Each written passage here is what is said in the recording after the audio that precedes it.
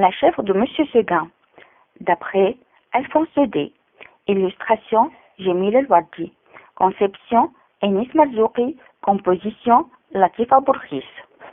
Collection Le plaisir de lire.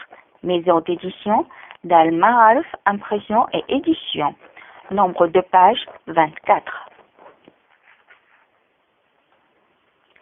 Monsieur Seguin n'avait jamais eu de bonheur avec ses chèvres. Il les perdait toutes de la même façon.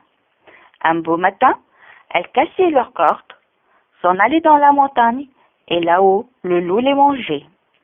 Ni les caresses de leur maître, ni la peur du loup, rien ne les retenait. C'étaient, paraît-il, des chèvres indépendantes, voulant à tout prix le grand air et la liberté.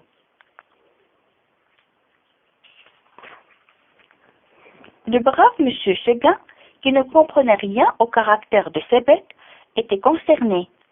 Il disait « C'est fini, les chèvres s'ennuient chez moi, je n'en garderai pas une. » Cependant, il ne se découragea pas, et après avoir perdu 6 chèvres de la même manière, il en acheta une 7e.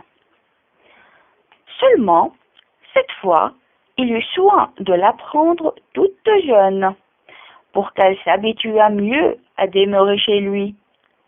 Ah, qu'elle était jolie, la petite chèvre de Monsieur Seguin. Qu'elle était jolie avec ses yeux doux, sa barbiche de sous-officier, ses sabots noirs et luisants, ses cornes zébrées et ses longs poils blancs qui lui faisaient une houppelande. Et puis, docile, caressante, se laissant traire sans bouger, sans mettre son pied dans l'écuelle. Un amour de petite chèvre. Monsieur Seguin avait derrière sa maison un clos entouré d'aubépines. C'est là qu'il mit sa nouvelle pensionnaire. Il l'attacha à un pieu au plus bel endroit du pré, en ayant soin de lui laisser beaucoup de cordes. Et de temps en temps, il venait voir si elle était bien. La chèvre se trouvait très heureuse et broutait l'herbe de si bon cœur que Monsieur Seguin était ravi. Enfin, pensait le pauvre homme, en voilà une qui ne s'ennuiera pas chez moi. Monsieur Seguin se trompait. Sa chèvre s'ennuya. Un jour, il se dit en regardant la montagne, « Comme on doit être bien là-haut! Quel plaisir de gambader dans la bruyère! Sans cette maudite longe qui vous écorche le cou!